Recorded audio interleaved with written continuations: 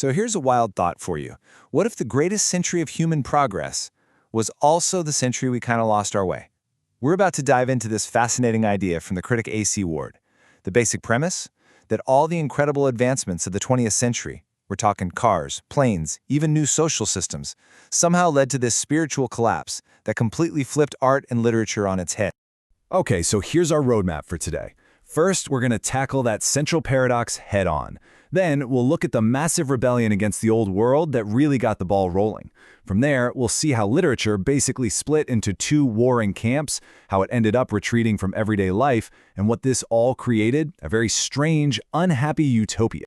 All right, let's get right into the heart of it. The early 1900s were built on this massive, fundamental contradiction. You could think of it like a cultural earthquake, and its aftershocks shaped everything that came after. I mean, that really makes you stop and think, doesn't it? Is it possible that the very things we see as huge wins, our amazing technology, our scientific genius, are also, in some hidden way, causing us to lose something absolutely essential about ourselves? And this slide just lays it out so clearly. On the one hand, you've got humanity mastering the physical world. We're flying, we're building social safety nets, we're literally splitting the atom. It's incredible. But then, you look at the other side of the ledger. That same progress enables mass slaughter on a scale never seen before. It kills the very soul of craftsmanship, and it just seems to unravel the entire social fabric. It's an absolutely mind-boggling trade-off. So you have to ask, where did a paradox like this even come from? Well, it all kicks off with a rebellion. The 20th century basically began by taking a sledgehammer to the entire Victorian worldview, which was seen as stuffy, rigid, and completely out of touch with modern life. And this table right here, it shows you just how total that rejection was. The old belief in permanence gets replaced by a sense of universal mutability, the feeling that everything is constantly changing, that nothing is solid. Acceptance of authority gets thrown out for the interrogative habit of mind, question everything. But look at that last one, because it might be the most important. In the rush to tear down the old orders, they accidentally created a spiritual vacuum. This right here became the new mantra, championed by thinkers like George Bernard Shaw. Suddenly, nothing was sacred anymore. The duty of a modern person wasn't to accept and believe, it was to poke, to prod, to question, and examine and test every single pillar society was built on.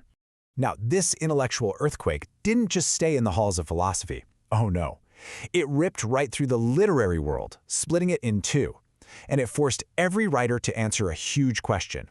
In this messy, chaotic new world, what's the actual point of writing stories? And almost immediately, two rival factions popped up. In one corner, you have the Fabian Society. They argued that art has to serve a social purpose, that it should be a tool to change the world. Art for life's sake. And in the other corner, you have the Bloomsbury Group, who were adamant that true art exists on a higher plane, totally separate from the dirty business of politics. Art for art's sake. The Fabians, with guys like Shaw and H.G. Wells, were basically activists who used novels and plays instead of picket signs. Their writing was a weapon for social change. And you know what? They were wildly successful. Their ideas literally formed the intellectual blueprint for the British welfare state. But there was a catch. In their focus on the big picture, the masses, they kind of started to treat individuals like numbers, like punched cards in a system. And then you have the Bloomsbury Group, the complete opposite. For them, art wasn't a tool for the masses, it was a private sanctuary for a sophisticated few. They truly believed they had superior mentalities, and they were not afraid to look down their noses at what they called lesser minds. So, while they did champion beauty and aesthetics, they also built this invisible wall around it, making art feel exclusive, elitist, and frankly, a little snobby. So this big split, art for everybody versus art for the intellectual elite, it all leads us to one single critical year.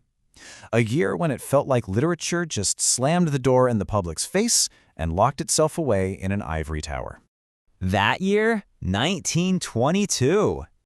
So why was 1922 such a big deal? Well, it was the year that gave us James Joyce's Ulysses and T.S. Eliot's The Wasteland. And with these two masterpieces, modern literature basically signaled that it was done trying to be understood by the average person. It became deliberately difficult, layered, and complex. It's like literature left the public highway that everyone traveled on and built itself a private, twisty mountain road that only a few people knew how to navigate. And make no mistake, this was 100% on purpose. I mean, just listen to this quote about Joyce's work. The goal was to never betray the authority of intellect to the, wait for it, the hydra-headed rabble of the mental underworld. That's a pretty intense way to describe regular readers, huh? The point was no longer to connect with everyone, but to write for a very small, very specific intellectual crowd. This whole retreat from the public eventually evolved into something people called anti-art. And here's where a really cool parallel emerges. Just as mass production in factories was killing the value of a skilled craftsman, this new literary trend started to actively reject traditional artistic skills. Things like plot, character development, clear structure. Think of plays like Waiting for Godot, where the whole point is that nothing really happens. It was art rebelling against the idea of art itself. Okay, so let's zoom back out. How did all these cultural and literary changes play out in the real world, especially in those seemingly golden years after the Second World War? So, the great social experiment, the welfare state, was supposed to bring about an age of security and happiness for all, but the result was not that. Instead of gratitude, a strange mood of sullen discontent seemed to settle over society. And get this, in this new, safer world, crime rates actually started to climb. So, strange. At the same time, consumer culture just exploded, and it was powered by a totally new and kind of sneaky way of advertising. Advertisers stopped just telling you why their product was good. Instead, they dove headfirst into psychology, trying to create these subconscious connections between their products and our deepest human desires. The goal wasn't to appeal to your brain anymore. It was to bypass logic and trigger an automatic emotional gut reaction. Think linking a brand of soap not to cleanliness, but to romance and desire.